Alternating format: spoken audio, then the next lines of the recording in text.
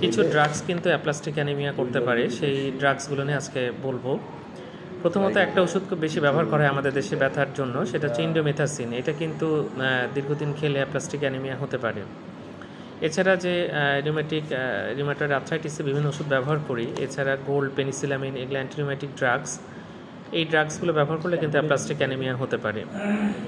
এছাড়া অ্যান্টিথাইরয়েড যে ড্রাগসগুলো আছে এবং অ্যান্টিপিলেপটিক কিছু ড্রাগস আছে যেগুলো কিন্তু অ্যাপ্লাস্টিক অ্যানিমিয়া করতে পারে। এই জন্য ড্রাগস খেলে কিন্তু নিয়মিত মনিটরিং করা উচিত এবং ডাক্তারের কাছে যাওয়া উচিত, দীর্ঘদিন ধরে যে ওষুধগুলো খাওয়া হয় যেই ধরনের কোনো সমস্যা হচ্ছে কিনা।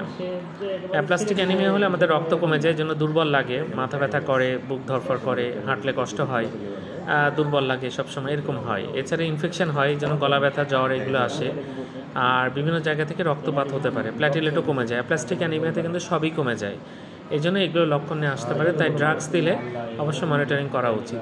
ধন্যবাদ সবাইকে।